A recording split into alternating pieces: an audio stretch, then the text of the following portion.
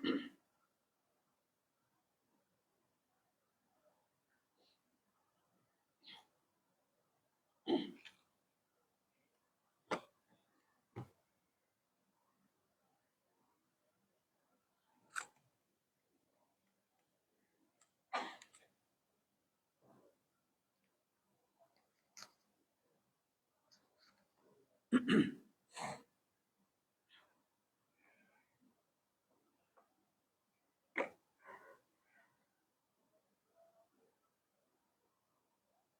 الحمد لله نحمده ونستعينه ونستغفره ونعوذ بالله من شرور أنفسنا ومن سيئات أعمالنا من يهده الله فلا مضل له ومن يضلله فلا هادي له وأشهد أن لا إله إلا الله وحده لا شريك له وأشهد أن نبينا محمد عبد الله ورسوله صلى الله وسلم وبارك عليه وعلى آله وصحبه أجمعين يا أيها الذين آمنوا اتقوا الله حق تقاته ولا تموتن إلا وأنتم مسلمون أما بعد فإن أصدق الحديث كلام الله وخير الهدي هدي محمد صلى الله عليه وسلم وشر الأمور محدثاتها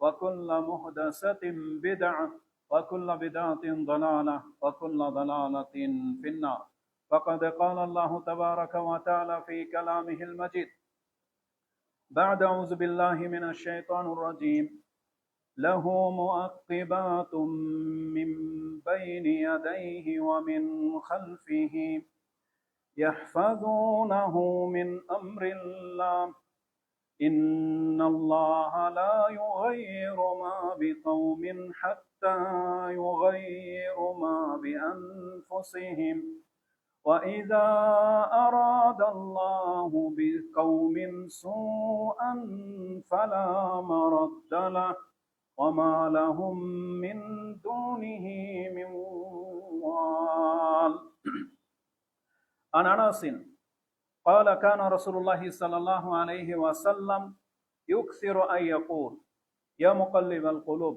ثبت قلبي على دينك فقلت يا رسول الله آمنا بك وبما جئت به فهل تخاف علينا قالوا نعم إن القلوب بين أصبعين من أصابع الله يقلبها كيف يشاء أخرجه رواه الترمذي في كتاب الرقاق وقال هذا حديث حسن صحيح প্রশংসা মাত্র আল্লাহ সুবহানাহু ওয়া তাআলার, যিনি এক ও একক, যিনি আমাদেরকে সৃষ্টি করেছেন, তিনি আমাদের রাজ্জাক, তিনি আমাদের ইলাহ।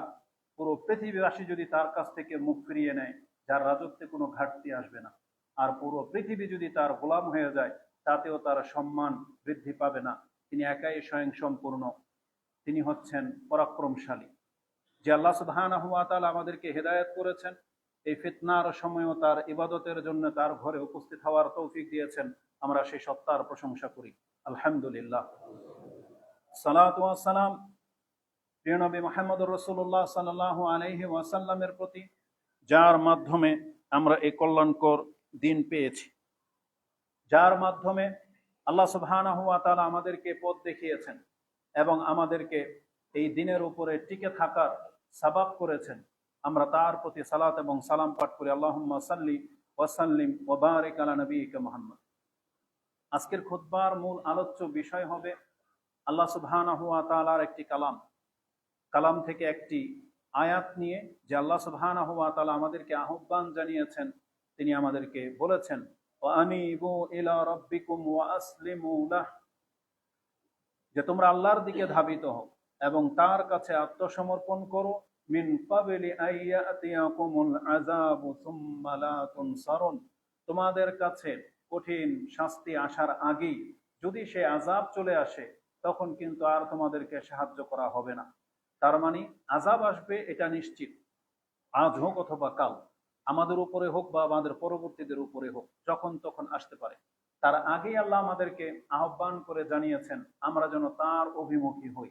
তার অভিমুখী হওয়া অবস্থায়ও আযাব আসবে, কিন্তু আমরা তখন আল্লাহর পক্ষ থেকে সাহায্য প্রাপ্তদের অন্তর্ভুক্ত হব।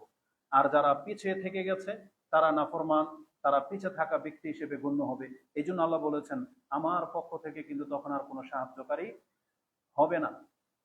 এই একটা আয়াত, তার প্রথম অংশ যে আল্লাহ বলেছেন ওয়ানিবু ইলা রাব্বিকুম, তোমরা তোমাদের রবের দিকে ধাবিত হও। এই আহ্বানের প্রতি আজকের এই বক্তব্যটা হবে ইনশাআল্লাহ। যেমন কোরআনে আরেকটা আয়াতে আল্লাহ সুবহানাহু ওয়া তাআলা বলেছেন ফাফিরু ইলাল্লাহ, তোমরা আল্লাহ অভিমুখী হও, আল্লাহর দিকে ফেরো। এখানে আমাদেরকে আল্লাহ অভিমুখী হতে বলা হয়েছে। তা আমাদের উচিত এই ডাকের সাড়া দেওয়া। এখন আমাদের করণীয় কি, এটা হবে আজকের এই খুতবার মূল বিষয়। আমরা সেই দিকে যাব ইনশাআল্লাহ। প্রথমত, একজন ব্যক্তি কখন উপায় খোঁজে বা রাস্তা খোঁজে? একজন ব্যক্তির যখন কোনো পথ পাড়ি দিতে হবে, সেটা নদী হোক, কোনো লম্বা পথ হোক, তখন তার উপায়ের প্রয়োজন হয়। একজন ব্যক্তি যখন ক্ষুধার্ত থাকে, তার ঘরে যখন খাদ্য থাকে না, তখন খাদ্য খোঁজার উপায় সে খোঁজে। একজন ব্যক্তির গায়ে যখন ময়লা লেগে যায়, জামা কাপড় যখন ময়লা লেগে যায়, তখন তার ইচ্ছা যদি থাকে যে আমি পরিষ্কার হব, তখন সে উপায় খোঁজে। তার মানে একজন ব্যক্তি যদি বিপদে অনুভব করে নিজেকে যে আমি বিপদে আছি বা আমার পথ প্রয়োজন, তখন কিন্তু সে উপায় খোঁজবে। এখন বিষয়টা যেহেতু আল্লাহ সুবহানাহু ওয়া তাআলার দিকে ফেরা এবং তার উপায় নিয়ে, তাহলে প্রথম আমাদেরকে এটা দেখতে হবে যে মূলত আমরা কি আল্লাহ অভিমুখী না আল্লাহ বিমুখ, এটা আগে প্রথম মেনে নিতে হবে। যেই ব্যক্তি এটা মেনে নিতে পারবে যে আমি আল্লাহর অভিমুখী হতে পারি নাই, আমার মধ্যে ত্রুটি আছে, আমার মধ্যে অনেক ভুল আছে, আমাকে সংশোধন হতে হবে, এই ব্যক্তির জন্য হচ্ছে আজকের এই বক্তব্য। কিন্তু যেই ব্যক্তি পাপের উপরেই স্থির আছে, সে অন্যের সাথে প্রতারণা করাটাকে নিজের চালাকি মনে করে, সে দুনিয়ার ক্ষমতা পাওয়াটাকে এটাকে তার কেরিয়ার ভাবে, সে এর জন্য যে কোনো পাপ করতে রাজি, সেটাকে সে তার বিচক্ষণতা হিসেবে নিয়েছে। যেই ব্যক্তি পাপ মানে জেনাটাকে, নষ্টামিটাকে সে রোমান্স হিসেবে নিয়েছে, যে খেলতামশাটাকে এটাকে নিজের মানে আনন্দের একটা সাবাব হিসেবে নিয়েছে, এই ব্যক্তির এই বক্তব্যে কোনো কাজে আসবে না। এই বক্তব্য হবে তার জন্য যে নিজেকে ভুল দেখতে পাচ্ছে, যে নিজেকে অনেক অপরাধী মনে করে, যে চায় আমি শুধরাবো, এটা তার জন্য। কারণ আল্লাহ তাকে বলেছেন আনিবু ইলা রাব্বিকুম। কারণ যেই ব্যক্তি আল্লাহ অভিমুখী, আল্লাহ তাকে তো বলবে না তুমি আল্লাহ অভিমুখী হও, বরং তাকে বলা হবে তুমি আর একটু আগে বাড়ো। কারণ যেহেতু প্রত্যেক রমজানে ওই ফেরেশতারা যখন ডেকে বলে ইয়া বাগিয়াল খায়র আকবির, যারা কল্যাণকামী তুমি আগে বাড়ো, তাহলে আল্লাহ তাকে আগে বাড়তে বলেছে। আর যারা ইয়া বাগিয়াশ শার বলছে আকসির, যারা অকল্যাণকামী খারাপ চিন্তা নিয়ে থাকো, তুমি তোমার চিন্তাটাকে থামাও, কারণ রমজান শুরু হয়ে গেছে। তার মানে বোঝা যাচ্ছে যে যার মধ্যে অগ্রগামিতা আছে আল্লাহ তাকে আগে বাড়তে বলেছেন, আর যারা বিমুখ হয়ে আছে আল্লাহ তাদেরকে মুখ ফিরাতে বলেছেন, আল্লাহ তাকে মুখ মুখ ফিরাতে বলেছেন। তো আল্লাহ সুবহানাহু ওয়া তাআলার দিকে ধাবিত হওয়া এটা অত্যন্ত গুরুত্বপূর্ণ একটা ব্যাপার, যার দিকে আমাদেরকে আহ্বান করা হয়েছে। আল্লাহ সুবহানাহু ওয়া তাআলা তিনি আমাদেরকে কোরআনের বহু ভাবে বহু অ্যাঙ্গেল থেকে বুঝিয়েছেন। যেমনটা বলেছি, যেই ব্যক্তি মনে করে যে আমি ভুল পথে আছি, তাহলে সেই ব্যক্তি রাস্তা খুঁজবে। দ্বিতীয়ত হচ্ছে যেই ব্যক্তি মনে করে যে আমাকে ফিরতে হবে, যে ইচ্ছা পোষণ করে যে আমাকে শুধরাতে হবে, তাহলে আজকের বক্তব্য হচ্ছে তার জন্য। কিন্তু যেই ব্যক্তির ওই যে বললাম যার অনুশোচনাই নাই, সেই ব্যক্তি কখনো এটা খুঁজবে না যে আমাকে শুধরাইতে হবে। তা আসুন আমাদের মূল বক্তব্যের দিকে যাই। আমাদের এটা কি হয়েছে দেখ,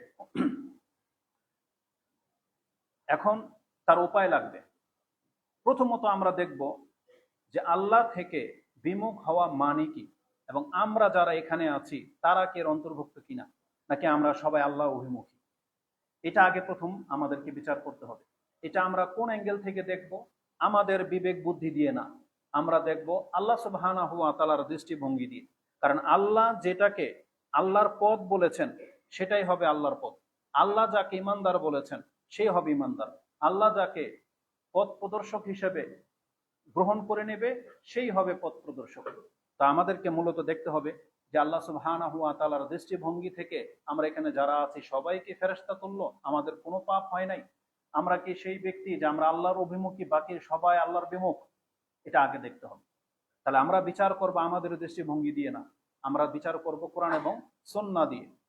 আমি মনে করি যদি আমার মতো আপনিও কোরআন এবং সুন্নাহর উপরে দৃষ্টিভঙ্গি নিয়ে নিজেকে মাপেন, তাহলে আমি তো নিজেকে অপরাধী দেখতে পাচ্ছি, আমি তো নিজেকে আল্লাহ অভিমুখী দেখতে পাচ্ছি না, আমি তো আল্লাহর বিমুখ দেখতে পাচ্ছি। কারণ আমাদের 24 ঘন্টার মধ্যে আমাদের 12 ঘন্টা কাটে শুধু দুনিয়াবি চিন্তা নিয়ে, আর বাকি 8 ঘন্টা আমরা আমাদের প্রয়োজন নিয়ে কাটাচ্ছি। তার মানে আমাদের প্রায় 20 থেকে 22 ঘন্টা আমরা শুধু নিজেদেরকে নিয়ে ব্যস্ত থাকি। কখনো কখনো হয়তো আল্লাহর কথা আমাদের মনে পড়ে, কখনো কখনো হয়তো আমরা পরকালের কথা ভাবি বা হালাল হারাম নিয়ে চিন্তা করি।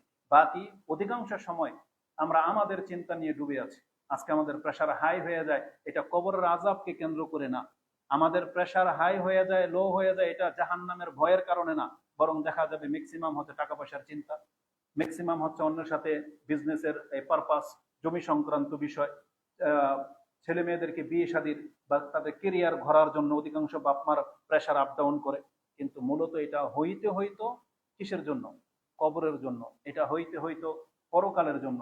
কিন্তু এটা আমি নিশ্চিত বলতে পারি, আমরা যারা এখানে আছি, ইল্লা রাহেমাহুল্লাহ, আল্লাহ যার উপর রহম করেছে সে ছাড়া বাকি আমরা ম্যাক্সিমামই আমাদের প্রেশার যদি আপ ডাউন করে, এটা সম্পূর্ণ হচ্ছে দুনিয়াবি চিন্তার উপরে ভিত্তি করে হচ্ছে।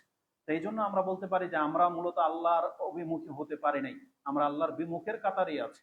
উপরন্ত আল্লাহ সুবহানাহু ওয়া তাআলা হচ্ছেন সব থেকে বেশি জ্ঞানী, মানে তিনি আলিমুল গায়েব, এবং তিনি গায়েব সম্পর্কেই জানেন এবং আমাদেরকে জানিয়েছেন। সেটা কি? আল্লাহ কোরআনে বারবার বলেছেন অধিকাংশরাই আল্লাহর না শুকুর গুজার। অধিকাংশরাই আল্লাহ, ওখানে আকসার শব্দটা বেশি ব্যবহার করেছেন, যে অধিকাংশরাই নাফরমান, অধিকাংশরাই অকৃতজ্ঞ, অধিকাংশরাই আল্লাহর উপদেশ গ্রহণ করতে চায় না। আবার যখন ইমানের কথা এনেছে সেখানে আল্লাহ বলেছেন ওয়াকালিলাম মিন ইবাদিয়াশ শাকুর, তারা অল্পরাই আল্লাহর শুকরগুজার বান্দা, অল্পরাই ঈমান আনবে, অল্পরাই উপদেশ গ্রহণ করবে। ওমা ইয়াযাক্কারু ইল্লা উলুল আলবাব, আল্লাহ বলেছেন অল্প জ্ঞানীরা ছাড়া আর কেউ উপদেশ গ্রহণ করে। তার মানে কোরআন যেহেতু বলেছে অধিকাংশরাই বিপথে, অধিকাংশরাই নাফরমান, তাহলে আমি আর আপনি কি করে নিজেকে মুক্ত দাবি করি যে আমি আর আপনি এই অধিকাংশদের মধ্যে না? বরং কোরআনে তো আল্লাহ সুবহানাহু ওয়া তাআলা অনেক কঠিন কথা বলেছে, যেখানে আল্লাহ সুবহানাহু ওয়া তাআলা বলেছেন ওমা ইউমিনু আকসারুহুম বিল্লাহি ইল্লা ওয়া হুম মুশরিকুন, অধিকাংশরা আল্লাহর প্রতি ঈমান আনার দাবি করবে বটে, কিন্তু এই ঈমানদার দাবি করাদের মধ্যে অধিকাংশরাই হচ্ছে মুশরিক। কিন্তু আমি আর আপনি নাকে তেল দিয়ে আছি যে আমি আর আপনি তাদের অন্তর্ভুক্ত হয়তো না। তাহলে আমরা প্রথমে কোরআন এবং সুন্নাহর অনুসারী যারা আছি তারা প্রথম হয়তো নিজেকে এটা মুক্ত করতে পারি যে হ্যাঁ আমরা ওই অধিকাংশ মুশরিকদের মধ্যে না। ঠিক আছে, আমরা তাহলে মুশরিক থেকে আলাদা, কিন্তু অধিকাংশ পাপীদের মধ্যে আমরা আছি কিনা, অধিকাংশ জালেমদের মধ্যে আমরা আছি কিনা, অধিকাংশ চিটার বাটপারদের মধ্যে আমরা আছি কিনা, অধিকাংশ আল্লাহর বন্দেগী করি না বা ফরজ ইবাদত ছেড়ে দিয়েছি, আমাদের মধ্যে অধিকাংশরা কি এই কাতারে আছে কিনা, এটা আপনি দেখবেন। বরং আল্লাহ সুবহানাহু ওয়া তাআলা তো স্পষ্ট ভাষায় বলে দিয়েছেন বরং পুরো পৃথিবীর মানুষ ক্ষতিগ্রস্ত। আল্লাহ বলেছেন, কসম করে বলেছেন, ওয়াল আসর ইন্নাল ইনসানা লাফি খুসর, পৃথিবীর সমস্ত মানুষই ক্ষতিগ্রস্ত। এবং হাদিসে কুদসি ইমাম মুসলিম তিনি তার কিতাবুল বিররির মধ্যে এনেছেন, যেটা আপনি 6466-তে পেয়ে যাবেন। আবু যার রাদিয়াল্লাহু তাআলা আনহু থেকে হাদিস বর্ণনা করা হয়েছে যে আল্লাহ বলতেছেন ইয়া ইবাদি কুল্লুকুম দাল্লুন ইল্লা মান হাদাইতাহু, তোমরা সবাই গোমরাহ একমাত্র আমি আল্লাহ যাকে হেদায়েত করেছি। তাহলে দ্বিতীয় পার্ট হবে আজকে আমাদের বক্তব্যের আসল উপায়, কিন্তু আমাদের প্রথম টুকরাটা হচ্ছে আমাদের হুকুম, যে আল্লাহ আমাদেরকে বলেছেন তোমরা সবাই কিন্তু গোমরাহ, তবে আমি আল্লাহ যাকে হেদায়েত করব সে ছাড়া। এখন আল্লাহ যাকে হেদায়েত করেছেন আমি আর আপনি কি তাদের মধ্যে কিনা, নাকি গোমরাহদের মধ্যে? তার মানে প্রথম আমাদেরকে দেখতে হবে যে আল্লাহর দৃষ্টিতে আমরা সবাই জালেম, আল্লাহর দৃষ্টিতে আমরা সবাই পাপী। তাহলে আমাদেরকে কি করতে হবে? ওই যে আল্লাহ বলেছেন ওয়া আনিবু ইলা রাব্বিকুম, তুমি তওবা করে তোমার রবের রাস্তা ধরে নাও। তাহলে আপনি আর আমি যদি এখন মেনে নেই যে হ্যাঁ আমরা অধিকাংশরাই আল্লাহমুখী হইতে পারি নাই, এই অনুতপ্ততা যার মধ্যে আছে, আমি নিশ্চিত সেই ব্যক্তি তার অন্তরকে সে মাঝে মাঝে ধিক্কার দেয় এবং সে তওবার রাস্তা খুঁজবে, সে শুধরাইতে চাইবে। কিন্তু আমাদের সন্তানদের মধ্য থেকে যারা নাফরমান, কিন্তু এটাকে শান শৌকত হিসেবে নিয়েছে, এটা আগেই বলেছি, পাপটাকে সে এটাকে কোনো তুচ্ছ তাচ্ছিল্য মনে করে, কিছুই মনে করে না। তো তাদের জন্য কিন্তু সে আল্লাহর অভিমুখী যে নয় সেটা তার কোনোদিন অনুশোচনা হবে না। এটা অনুশোচনা হবে তার মধ্যে যেই ব্যক্তি বুঝতে পারে যে আমার দ্বারা ভুল হচ্ছে, আমাকে শুধরাইতে হবে। এবার আসুন, আমরা যেহেতু অধিকাংশরাই হচ্ছি ভুল পথে, বা অধিকাংশরাই আল্লাহ সুবহানাহু ওয়া তাআলার অভিমুখী হতে পারিনি, তাহলে আমাদের উচিত আল্লাহর এই ডাকে সাড়া দেওয়া। এর জন্য আমাদেরকে উপায় খুঁজতে হবে। প্রথম উপায় যেটা হতে পারে যে আমাদেরকে আল্লাহমুখী হতে সাহায্য করা হবে, সেটার প্রথম উপায়টাই হচ্ছে ইচ্ছা শক্তি। যেই ব্যক্তি সত্যিকার অর্থে ফিরতে ইচ্ছুক, তার জন্য আল্লাহ অভিমুখী হওয়াটা অত্যন্ত সহজ। আল্লাহমুখী হতে হলে আপনাকে ইচ্ছা লাগবে, ইচ্ছা শক্তিটাকে প্রবল করতে হবে।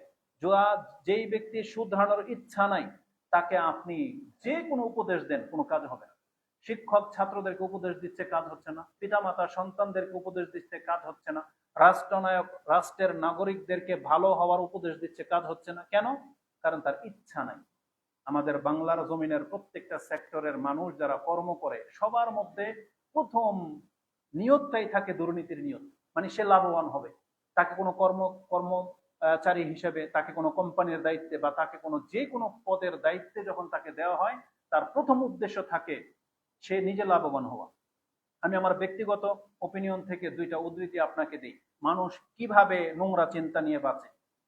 আমি যখন সৌদি আরবে যাওয়ার সময় হয়েছে, তখন প্রথম যে আমাদের তো লেবার হিসেবে তো যাওয়া হয়েছিল, তো প্রথম আমাদেরকে অফার করেছে যে পেট্রোল পাম্পের ভিসা আছে, বেতন কম কিন্তু ইনকাম আছে। বুঝছেন? বেতন কম কিন্তু ইনকাম আছে। এটা হচ্ছে প্রথম দুর্নীতির ফাঁদ। এই যে যার ইনকামের চিন্তা, তাহলে সেই ব্যক্তি এটা গ্রহণ করবে। বলা হয়েছে 600 রিয়াল বেতন, 600 রিয়াল ইনকাম আছে। ইনকামটা কি? তার মানে চুরি। আমাদের এক ফ্রেন্ডদের মধ্য থেকে যারা উচ্চ মানের শিক্ষিত, তাদের একজন ব্যাংকার হয়েছে। তো কথোপকথনে তাকে আমি জিজ্ঞেস করলাম যে এই জব কেন বেছে নিল, মানে এই সাইট কেন, ব্যাংকের ম্যানেজার হতে হবে ওকে। তখন ও আমাকে এমন একটা সূক্ষ্ম কথা বলেছে, সুবহানাল্লাহ, আমাদের মাথা কোনোদিন ওই পর্যন্ত যাবে না।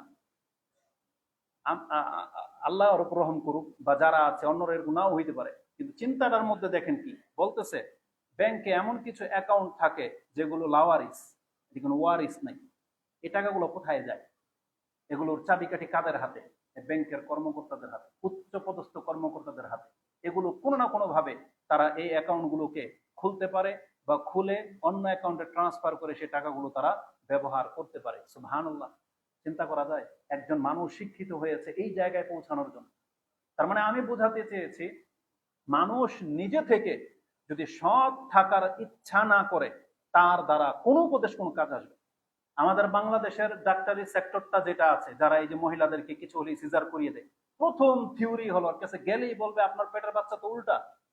বুঝেন? এটা না বললে তোকে সিজারে নেবে না, বলছে আপনার পেটের পানি শুকিয়ে গেছে, জরায়ের মুখ বন্ধ, এটা খোলা যাবে না, আপনি তো সিরিয়াস অবস্থা হয়ে যাবে, আপনার ব্লাড প্রেশার হাই, ডায়াবেটিস হয়ে গেছে। মহিলাদেরকে এই যে পুশিং দেওয়াতে থাকে, তারপরে সে এই সিজারের মধ্যে একবার সিজার করে দিলে তার মানে বাকিগুলার তার কোনো নর্মালের চান্সই নেই। তাহলে এটা হচ্ছে দুর্নীতির ফাঁদ। যেখানে সামান্য একটু কিছু হয়েছে, গিয়েছেন ক্লিনিকে, সে বলবে আপনাকে তো ভর্তি হইতে হবে, আর একদিন ভর্তি হলে 10, 20, 15 হাজার টাকা নিয়ে নিতে পারবে। এগুলো হচ্ছে দুর্নীতির ফাঁদ। তা আমি বলতে চাচ্ছি, যার নিজে থেকে সৎ হওয়ার ইচ্ছা নাই, তাকে কোনো উপদেশ দিলে কোনো কাজ হবে না। আর এটা আল্লাহ সুবহানাহু ওয়া তাআলা বলেছেন কোরআনে। আসুন আমি আপনাকে দুই একটা উদ্ধৃতি দেখাই, যে ইচ্ছাটা যে মূল, যে আমাকে শুধরাইতে হবে, আমার দাড়ি রাখার ইচ্ছা থাকতে হবে, আমি 5 ওয়াক্ত সালাত জামাতে পড়বো, এটা আমার ইচ্ছা থাকতে হবে।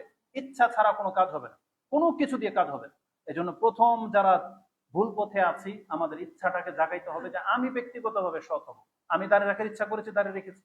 আমার আপনার ইচ্ছা যদি থাকে, যারা এই যে টাকনার উপরে প্যান্ট তুলেছেন, এটা আপনার ইচ্ছায় হয়েছে, কারণ আপনি উপদেশ শুনেছেন, উপদেশ মেনে নিয়েছেন, আপনার ইচ্ছা থেকে নিয়েছেন। যে সমস্ত মা বোনরা মহিলারা পর্দা করে, সে ইচ্ছা করে পর্দা করে, সে উপদেশটা মেনে নিয়েছে। আর যারা পর্দা করে না, তার উপদেশ কোনো কাজে আসতেছে না, বরং এর এগেনিস্টে সে খারাপ যুক্তি পেশ করবে। তো আল্লাহ সুবহানাহু ওয়া তাআলা ইচ্ছাটাকে প্রাধান্য দিতে বলেছেন, যে তোমার ইচ্ছা। কোরআনে আল্লাহ সুবহানাহু ওয়া তাআলা বলেছেন, আল্লাহ সুবহানাহু ওয়া তাআলা, আপনি যদি বলেন যে আল্লাহ যদি আমাদেরকে হেদায়েত করতো, তাহলে তো আমরা হেদায়েত হইতাম।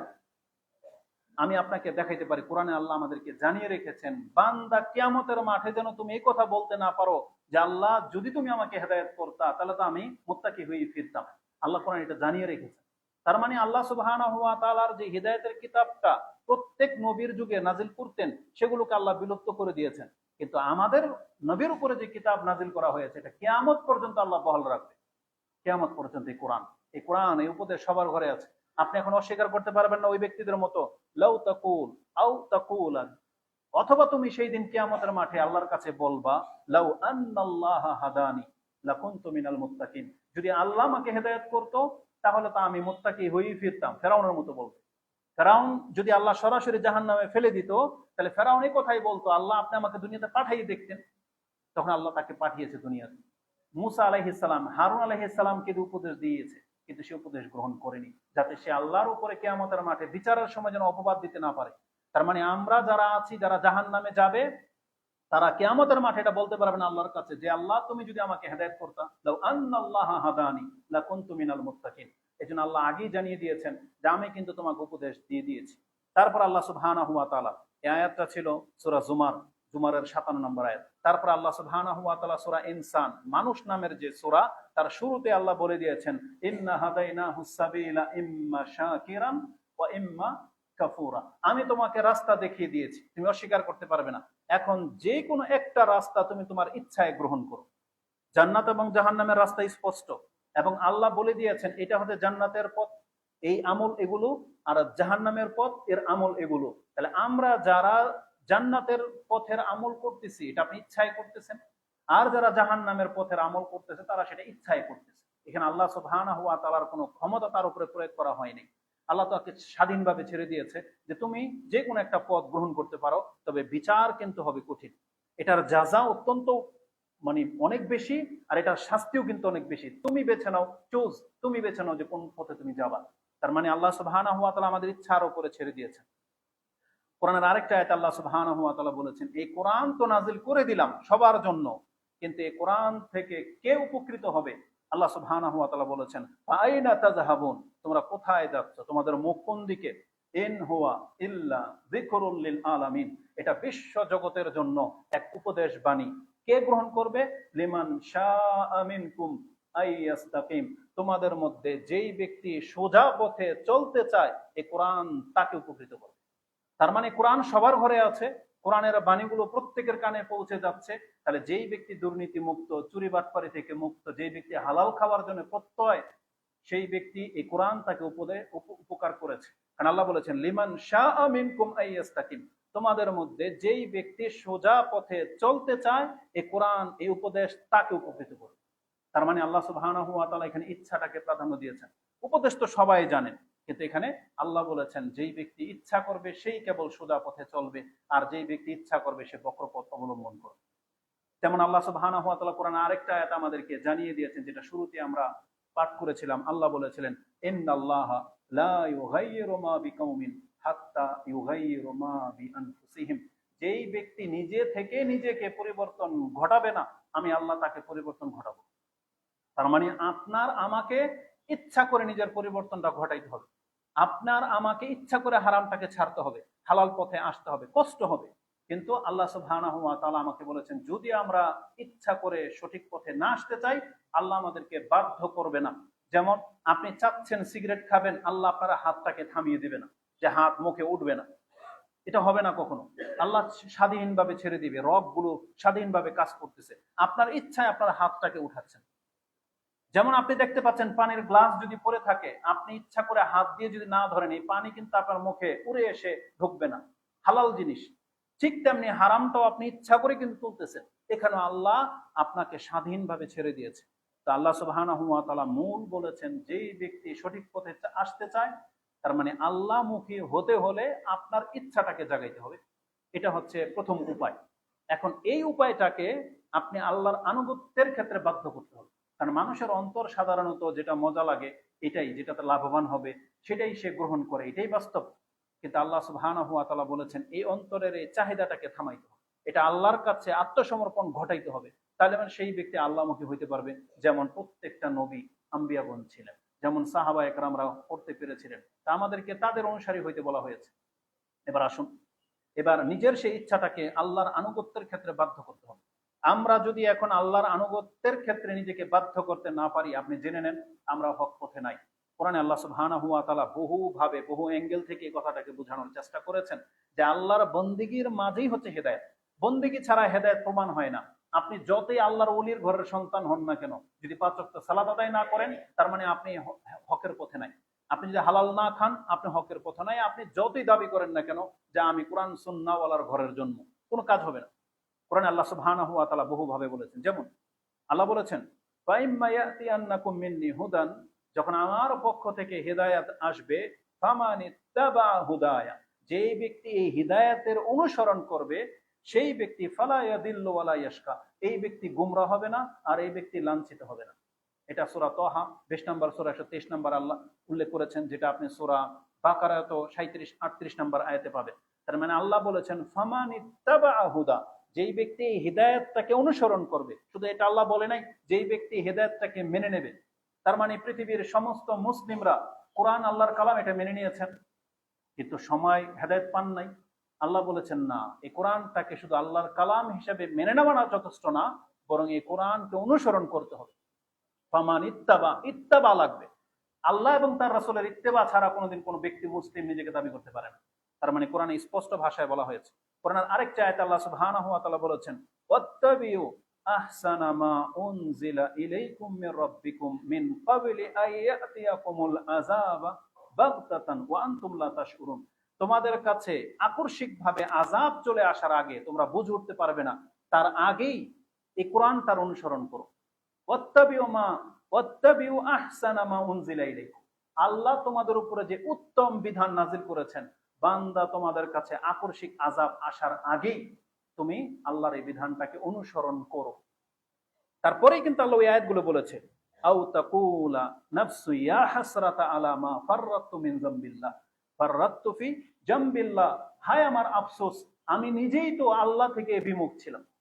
মানে কিয়ামতের মাঠে আল্লাহ বলেছেন তোমাকে এমন একটা সময় আসতে যাচ্ছে, তুমি নিজে বলবা যে আমি ইচ্ছা করে আল্লাহর অভিমুখী ছিলাম না, আল্লাহ তো আমাকে ডেকেছিল। হাই আলা সালাত, প্রত্যেক মসজিদ থেকে আওয়াজ দেওয়া হয়েছিল, এটাই ছিল আমাদের মুক্তি, এটা তো বলা হয়েছিল, আমি ইচ্ছা করে সেটার সারা দেইনি। আমাকে বলা হয়েছিল হালাল খেতে, আমি সেটা সারা দেইনি। তার মানে এই কথা যেন আমাদেরকে বলতে না হয়। তার মানে ইত্তেবা ছাড়া কোনো ব্যক্তি হেদায়েতের পথে এটা মানে প্রমাণিত হয় না। মূসা আলাইহিস সালাম তিনি কথোপকথন করতেন আল্লাহর সাথে, তাকে কালিমুল্লাহ বলা হয় কারণ তিনি আল্লাহর সাথে সরাসরি কথা বলতেন, মধ্যস্থতা ছাড়াই।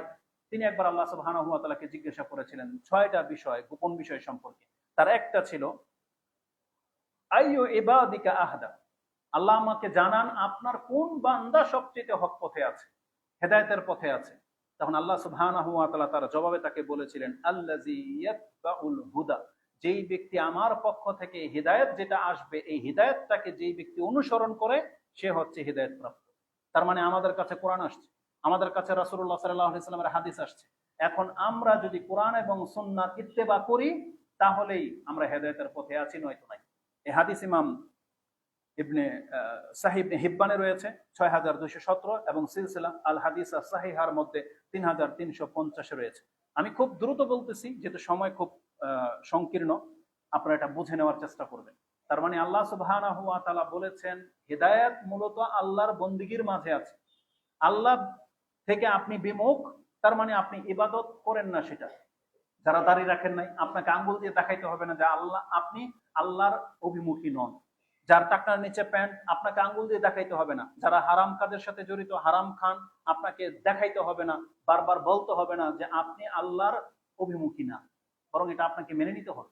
কারণ আল্লাহ সুবহানাহু ওয়া তাআলা বলেছেন আমি কোনোদিন আমার কোন বান্দার পাপের উপরে সন্তুষ্ট নই। ওয়ালা ইয়ারদা বিইবাদিহিল কুফর, আল্লাহ বলেছেন আল্লাহ কোনোদিন কোন বান্দার নাশুকরিতে আল্লাহ কোনোদিন সন্তুষ্ট হবে না। তার মানে বেনামাজের উপর আল্লাহ সন্তুষ্ট এটা কোনোদিন কল্পনাও করবেন না। যারা প্রকাশ্যে পাপে লিপ্ত তারা যেন এটা কল্পনা না করে যে আল্লাহ আমার উপরে সন্তুষ্ট, বরং আল্লাহ সুবহানাহু ওয়া তাআলা তিনি তার ইবাদতের উপরে তার বান্দার উপরে সন্তুষ্ট হবে, নয়তো না। কারণ হাদিসে কুদসি যেটা আছে যে আল্লাহর ওলির হাদিস, তাতে কিন্তু এটাই আছে যে আল্লাহ সুবহানাহু ওয়া তাআলা আমাদের উপরে যে আমলগুলোকে ফরজ করেছেন আল্লাহ সেটাকে বেশি ভালোবাসে। মিম্মাফতারাতু আলাই, আল্লাহ বলেছেন আমি আল্লাহ পছন্দ করি ওই ইবাদত যেটা আমি আল্লাহ নিজে তোমার উপরে ফরজ করেছি।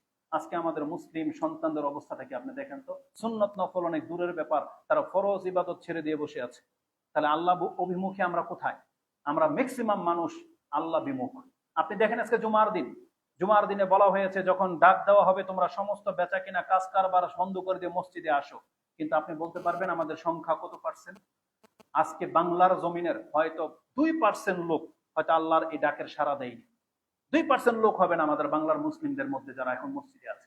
বরং আপনি মার্কেটে, রাস্তা ঘাটে দেখেন, বিল্ডিং কনস্ট্রাকশনের কাজ যারা করতেছে দেখেন, তাদের কাজ বন্ধ হয়নি, এটা চলতে থাকবে। তাদের কোনো মাথা ব্যথাই নেই, ধর্মের ব্যাপার নিয়ে তাদের কোনো মাথা ব্যথা নাই। কিন্তু এটা যদি খেলার ওয়াক্ত হতো, খেলা চলতেছে এমন ওয়াক্ত হতো, তাহলে তারা সেখানে উপস্থিত থাকবে। সেটা বাস্তবতা আপনারা সবাই চাক্ষুষ সাক্ষী, একটু পরে সে কথাটা আসবে। তার মানে আল্লাহ সুবহানাহু ওয়া তাআলা বলেছেন যে তোমরা আল্লাহ অভিমুখী তোমাদেরকে হইতে হবে, না হলে ইবাদত বিহীন কোনো ব্যক্তি আল্লাহ অভিমুখী হওয়া যায় না। এই জন্য আল্লাহ আমাদেরকে ডেকে বলেছেন ওয়ানিবু ইলা রাব্বিকুম ওয়া আসলিমু লাহ, তোমরা আল্লাহ অভিমুখী হও এবং আল্লাহ সুবহানাহু ওয়া তাআলার কাছে তোমরা আত্মসমর্পণ করো। আমাদেরকে এই ডাকের সাড়া দিতে হবে। তো যারা আল্লাহ সুবহানাহু ওয়া তাআলার অভিমুখী, তাদের একটা মর্যাদা আছে। খুব সূক্ষ্ম একটা কথা আমি আপনাকে বলি, এই আয়াতটা কালকে রাত্রে অ্যাড করেছি, হঠাৎ করে চলে আসছে, সেটা আমি আপনাকে দেখাই। আমি যদি আল্লাহ অভিমুখী হই, তাহলে আপনার আমার মর্যাদা কি জেনে নেন। পৃথিবীর সমস্ত মানুষ হেদায়েত পাবে না। এই আয়াতটা একটু ব্যতিক্রম একটা আয়াত পেলাম, কারণ কোরআনের বহু আয়াত আমি সিমিলার পেয়েছি একরকম, কিন্তু এটা একটু ব্যতিক্রম। আল্লাহ বলেছেন কুল ইন্নাল্লাহা ইউদিল্লু মান ইয়াশা, আপনি দেখতে পারবেন আল্লাহ যাকে খুশি গুমরাহ করে। আবার প্রায় আয়াতে বলেছে ওয়ায়াহদি মান ইয়াশা, আল্লাহ যাকে চায় হেদায়েত করে। প্রায় আয়াতে আল্লাহ বলেছেন যেখানে আমি যাকে খুশি গুমরাহ করি, যাকে খুশি হেদায়েত করি, যাকে খুশি সন্তান দেই, যাকে খুশি দেই না, ও খুশির কথাটা আসছে। কিন্তু এই আয়াতের মধ্যে আল্লাহ সুবহানাহু ওয়া তাআলা স্পষ্ট বলে দিয়েছেন যে আমি কাকে হেদায়েত করি, কার উপর আমার ইচ্ছা হয়। আল্লাহ সুবহানাহু ওয়া তাআলা বলেন কুল ইন্নাল্লাহা ইউদিল্লু মান ইয়াশা, আল্লাহ যাকে তাকে তো গুমরাহ তো ঠিকই করে, কিন্তু হেদায়েত কাকে করে আল্লাহ বলছেন ওয়ায়াহদি ইলাইহি মান আনাব, তবে আমার দিকে যারা ধাবিত আমি তাদেরকে শুধু হেদায়েত। এজন্য আমাদেরকে যদি হেদায়েতের পথে আসতে হয়, আল্লাহ অভিমুখী ছাড়া আমাদের বিকল্প কোনো রাস্তা নেই। আল্লাহ চেহারা সুন্দর বিদায় আপনাকে আল্লাহর বান্দা হিসেবে গ্রহণ করবে না। টাকা পয়সা ওয়ালাদের, পীরের, আল্লাহর ওলিদের, রাসূলদের সন্তানদের এটা আল্লাহ সুবহানাহু ওয়া তাআলার কাছে যাওয়ার সবাব না, বরং আল্লাহ সুবহানাহু ওয়া তাআলা বলেছেন ইলাইহি মান আনাব, যেই ব্যক্তি তার দিকে ধাবিত আল্লাহ কেবল তাকে হেদায়েত করে। এই আয়াতটা সূরা রদ 27 নম্বর আয়াতে রয়েছে। এজন্য আজকের খুতবার মূল বিষয় হবে এটাই, যে আমাদেরকে আল্লাহর ইবাদত গুলোর দিকে ঝুঁকতে হবে। ইবাদত বিহীন আপনি নিজেকে পরহেজগার দাবি করতে পারবেন না। ইবাদতের মধ্যে হালাল খাওয়া আছে, হারাম ছাড়াও আছে। ইবাদতের মধ্যে 5 ওয়াক্ত সালাত আছে, বেনামাজি হওয়া যাবে না। ইবাদতের মধ্যে প্রকাশ্য দাড়ি রাখা আছে, প্রকাশ্য টাকনার উপর প্যান্ট আছে, প্রকাশ্য পর্দা করা আছে, এটা আপনাদের লাগবেই। অনেকে মনে করে আমাদের সোসাইটি নিয়ে একটা রুলস আমরা রেখেছি যে আমরা দাড়িওয়ালা ছাড়া কারো কাছে জমি বিক্রি করব না। জানেন মানুষ কত ইতর হয় বা কত কত নির্বোধ হয়, কথা যে বোঝে না। এই কথাটা যখনই কাউকে বলি, যখন সদস্য হতে চায়, যখন বলি আপনার দাঁড়িয়ে আছে, সে বলতেছে আহলে হাদিস। আমি বলছি ঠিক আছে, আপনার দাঁড়িয়ে আছে, আপনাকে দেখতে হবে আমার। এক মুরব্বী, ওই দিন একটা ঘটনা ঘটেছে, সে লাইনটা কাটে নাই, লাইনেই ছিল। তার ঘরের ভিতরে সে কথোপকথন বলতেছে হুজুর বলতেছে যে আমার দাঁড়িয়ে আছে কিনা জিজ্ঞেস করছে, আর বিড়ি সিগারেট খাই কিনা। তো তার স্ত্রী বলতেছে তুমি তো বিড়ি খাও, বুঝছেন। এই লোক বলতেছে শুধু দাড়িওয়ালারাই কি সৎ হয়? দাড়িওয়ালা তো কত চোর বাটপার আছে, এটা কি অস্বীকার করা যাবে? আমরা তো বলি দাড়িওয়ালারা চোর বাটপার আছে, আছে না? কিন্তু আমাদের দাবি হলো যে ইসলামের বহু বিধান আমরা কায়েম করতে পারি না, অন্তত একটা অ্যাপ্লাই করি, যে আমরা যারা থাকবো সব দাড়িওয়ালারা একসাথে থাকি। আমরা যারা থাকবো এখানে সিগারেট বিড়ি চলবে না। এটা তো জাস্ট একটা ইচ্ছা। কিন্তু এখানে এসে আপনি এই নেগেটিভ সেন্সে কেন নিলেন যে দাড়িওয়ালারা কি সব ফেরেশতা হয় নাকি? না, দাড়িওয়ালারা সব ফেরেশতা হয় না। তবে আমাদের ইচ্ছা চোর বাটপার হলেও আমরা দাড়িওয়ালাদেরকে নিয়েই একটা সমাজ গড়ব, এটা হচ্ছে আমাদের প্রত্যয়।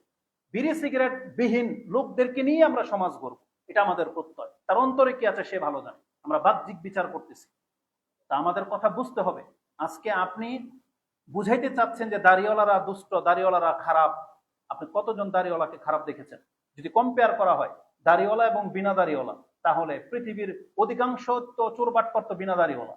আর দাড়িওয়ালাদের মধ্যে কতক ব্যক্তি বাটপার হতে পারে, এটা অবিশ্বাস করার কিছু না।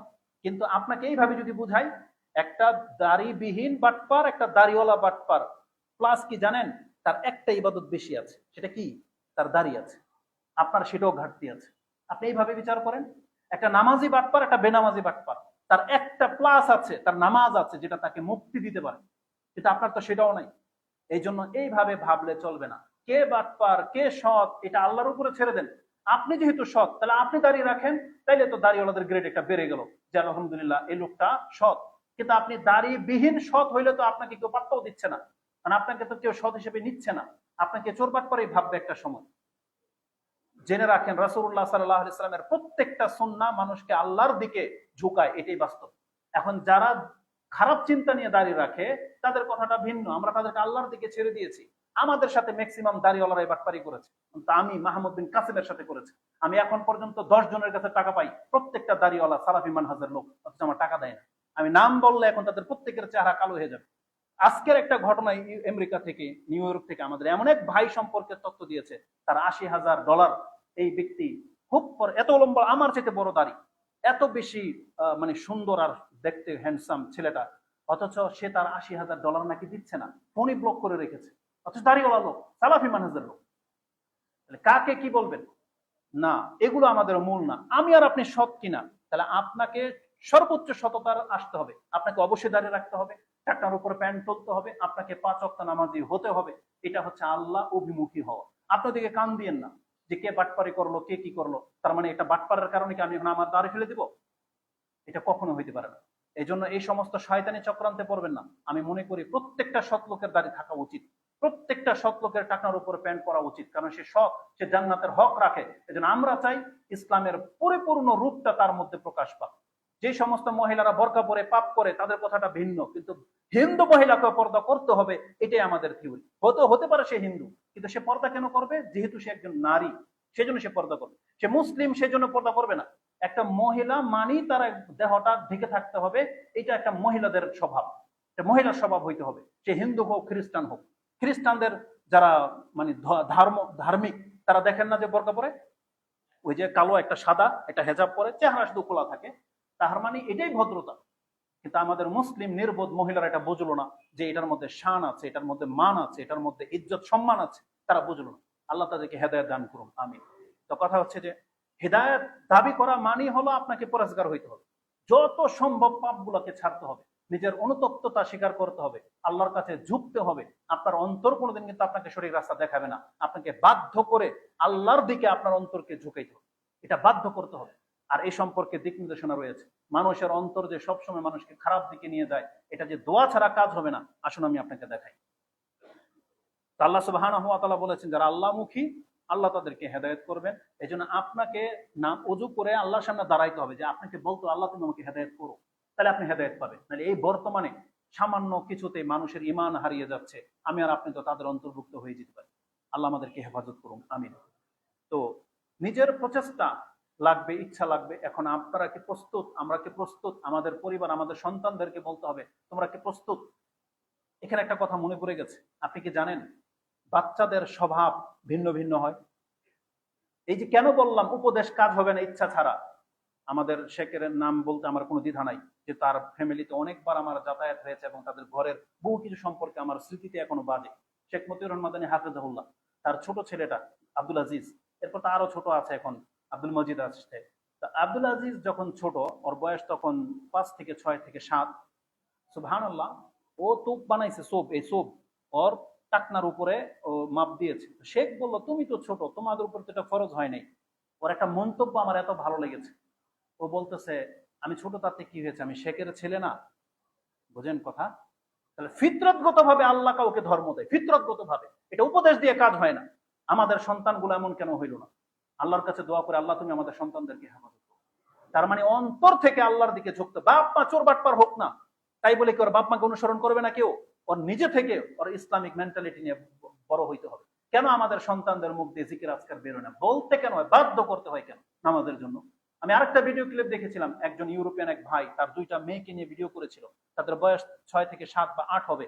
সে বলেছিল যে তোমার কি মনে পড়ে যে আমি একদিন ফজরের সালাতে দাঁড়িয়েছি, তোমাকে ডাকি নাই, ছোট বিদায়, আর তুমি উঠে আবার পেছনের দিক থেকে আমার জামাতে দাঁড়িয়ে টোকা দিয়েছিলা? এই মেয়েটা যে কথাটা বলেছিল, সুবহানাল্লাহ, আল্লাহ আমাদের প্রত্যেকটা ঘরে এরকম সন্তান দান করুক। সে বলেছিল বাবা তুমি আমাকে ডাকতে কেন হবে, এটা আমাদের দায়িত্ব না? একটা 7 বছরের মেয়ে বলতেছে এটা, যে আমাকে নামাজের কথা বলতে কেন হবে, এটা আমাদের দায়িত্ব না? কিন্তু আমাদের নির্বোধ মানুষগুলা কেন বোঝে না, মুসলিম মহিলাগুলা কেন বোঝে না যে পর্দা করা এটা আমাদের দায়িত্ব, পর্দা করা আমাদের, নামাজ পড়া এটা আমাদের দায়িত্ব, কেন বোঝে না? তাদের জন্য খুতবা দেওয়া হচ্ছে, তাদের ঘরে কোরআন তেলাওয়াত হচ্ছে, তাদের সমাজে এখনো মসজিদ আছে, কেন তারা এটা বোঝে না? আল্লাহ সুবহানাহু ওয়া তাআলা আমাদেরকে হেদায়েত দান করুন, আমিন। এজন্য বলতেছি শুধু উপদেশ দিলে কাজ হবে না, নিজে থেকে সৎ হওয়ার ইচ্ছা থাকতে, নিজে থেকে। যেই ব্যক্তি নিজে থেকে সৎ, সে আল্লাহ সুবহানাহু ওয়া তাআলার পক্ষ থেকে অনেক বড় নিয়ামতের মধ্যে আছেন। এই জাতি আপনাকে দরকার আছে, আপনার মতো আমানতদার দরকার আছে। এজন্য আমাদের প্রত্যেকটা মুসলিম যারা দাঁড়িয়ে রেখেছে তাকে আমানতদার হইতে হবে। ওয়াদা খেলাফি করা যাবে না। আপনি যেটা ওয়াদা করবেন কিয়ামত হয়ে যাবে, দুনিয়া উল্টে যাবে। আপনি আপনার ওয়াদাটাকে বহাল রাখার চেষ্টা করেন, লাখ টাকা ডুবে যাক না, আল্লাহ সুবহানাহু ওয়া তাআলা আপনাকে দুনিয়া এবং পরকালে সম্মানিত করবেন ইনশাআল্লাহ। এখন আমাদের ইচ্ছার সাথে যে প্রচেষ্টাগুলো লাগবে, প্রথম প্রচেষ্টা হলো দোয়া। আল্লাহর কাছে বলতে হবে। আমাদের প্রত্যেকের অন্তর যে খারাপ হয়ে গেছে, আপনি জানেন একটা অন্তরের খারাপিটা কি জিনিস? মুহাম্মদুর রাসূলুল্লাহ সাল্লাল্লাহু আলাইহি ওয়াসাল্লাম তিনি প্রতিনিয়ত আল্লাহর কাছে দোয়া করতেন। কি দোয়া? আল্লাহুম্মা আতি নাফসি তাকওয়াহা ওয়া যাক্কিহা আনতা খায়রু মান যাক্কাহা আনতা ওয়ালিউহা ওয়া মাওলাহা। আল্লাহ তুমি আমার অন্তরে তোমার ভয়ভীতি আমার অন্তরে ঢেলে দাও। এটা বলতেন। আর কি বলতেন? আল্লাহুম্মা ইন্নী আউযু বিকা মিন ইলমিন লা ইয়ানফা ওয়া মিন কলবিন লা ইয়াখশা। আমি এমন ইবাদত থেকে তোমার কাছে, দোয়া থেকে আশ্রয় চাই যেটা কবুল হয় না, আর এমন অন্তর থেকে তোমার কাছে আশ্রয় চাই যে অন্তর তোমাকে ভয় পায় না। আপনি জানেন আল্লাহকে যে অন্তর ভয় পায় না, যে নির্ভীক হয়ে গেছে, এটা কত খারাপ অন্তর, এটা কত বড় রোগ। আজকে জেনা করার পরেও ওর কোনো গিলটি ফিল হয় না। একটা মহিলা খেলা দেখার পরে ও নিজের স্তন বের করে দেখাই দিবে, ওর এটা গিলটি ফিল হয় না যে এটা একটা বড় পাপ। একজন ব্যক্তি মানুষকে ক্ষমতার জন্য, টাকার জন্য হত্যা করে দিচ্ছে, কারো লাখ টাকা মেরে খাচ্ছে, ওর অন্তর এটাকে অনুশোচনায় জাগায় নাই যে এটা কত বড় পাপ। ওইটাকে নিজের মানে কি মনে করে, এটা বিচক্ষণতা হিসেবে নিয়েছে। আল্লাহর রাসূল সাল্লাল্লাহু আলাইহি সাল্লাম প্রতিনিয়ত এই জিনিসটা থেকে আল্লাহর কাছে আশ্রয় চাইতো। আল্লাহকে যদি অন্তর ভয় না পায়, এই ব্যক্তি যে কত বড় খারাপ হইতে পারে, এর কাছে যে কোনো ব্যক্তির আমানত যে সেফ না। এই জন্য রাসূলুল্লাহ সাল্লাল্লাহু আলাইহি ওয়াসাল্লাম তিনি প্রতিনিয়ত আল্লাহর কাছে আশ্রয় চাইতেন। এই খেলাকে কেন্দ্র করে যদি একটা ছোট্ট একটা উক্তি আপনাকে পেশ করি, যে আমাদের সন্তানগুলা বুঝতেই পারতেছে না যে ধর্ম কি জিনিস, মুসলিমত্ব কি জিনিস। নাহলে এক ব্যক্তি ও বলছে মেসি নাকি ওর বাপ লাগে, বুঝেন? আরে মেসি তো একটা খ্রিস্টান, ইহুদি, তো তার বাপ কি ইহুদি? কি বলে এগুলা? বরং এমন সব মন্তব্য, এমন সব উক্তি তারা করে, এমন সব অঘটন ঘটাচ্ছে, এটা আমার মতন পাপী ব্যক্তিও আমাদের অন্তর কেঁপে ওঠে এগুলো ব্যক্ত করার। আল্লাহ আমাদেরকে এবং আমাদের সন্তানদেরকে, আমরা হাজারবার আল্লাহর কাছে আশ্রয় চাই, আল্লাহ তুমি আমাকে এবং আমাদের সন্তানদেরকে এদের মতো বানাইও না। এটা একটা জাস্ট খেলতামশা। আপনি খেলতামশাটাকে এই পর্যায়ে কেন নিলেন? এই পর্যায়ে কেন নিলেন?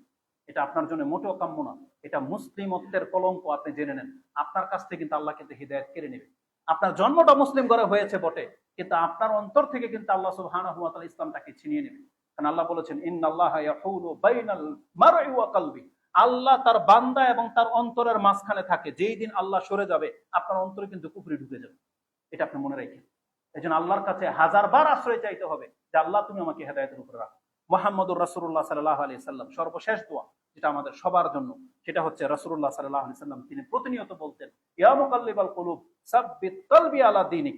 আল্লাহ তুমি আমার অন্তরটাকে দ্বীনের উপরে কায়েম রাখো। এই দোয়া বারবার বলতে থাকা আনাস রাদিয়াল্লাহু তাআলা আনহুর ভয় ঢুকে গেল।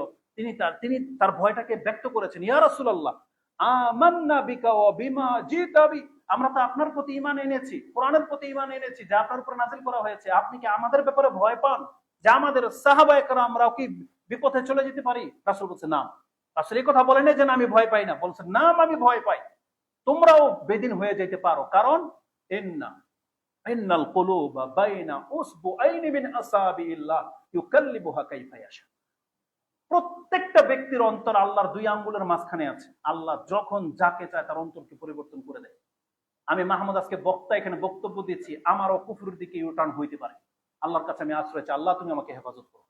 আমরা যারা এখানে আছি, আমরা যারা নামাজ পড়তেছি, আমরা যারা এখন ইবাদত করি, দাঁড়িয়ে রেখেছি, আল্লাহকে ডাকি, আমাদের কারো দ্বারা পদস্খলন ঘটতে পারে। আপনাকে কি করা উচিত? আল্লাহর কাছে প্রতিনিয়ত আশ্রয় চাইতে হবে যে আল্লাহ আমার পাপ যত হোক না কেন, আল্লাহ তুমি আমার রব, আমি স্বীকার করে নিয়েছি, তুমি আমার কাছ থেকে ইসলামটাকে কেড়ে নিও না। কারণ হেদায়েত হচ্ছে সবচেয়ে বড় পাওয়ারফুল জিনিস। একটা ব্যক্তিকে আল্লাহ দুনিয়া যদি দিয়ে দেয়, কিন্তু হেদায়েত যদি না দেয়, আরেক ব্যক্তিকে যদি আল্লাহ হেদায়েত দিয়ে দেয়, দুনিয়ার কিচ্ছু যদি না দেয়, তার মানে আল্লাহ তাকে দুনিয়া এবং পরকালের সবকিছু দিয়ে দিবে। এই জন্য হেদায়েত হচ্ছে সবচেয়ে দামি। আল্লাহ তুমি আমাদের পাকে স্থির রাখো। আল্লাহ যে ইসলাম তুমি আমাদেরকে দিয়েছো, আল্লাহ সেই ইসলামের উপরে আমাদেরকে মৃত্যু পর্যন্ত বহাল রাখো। আকুলু লিকাউলি হাযা আস্তাগফিরুল্লাহ লি ওয়া লাকুম ওয়া লিসাইরিল মুসলিমিন ফাস্তাগফিরু ইন্নাহু হুয়াল গফুরুর রহিম।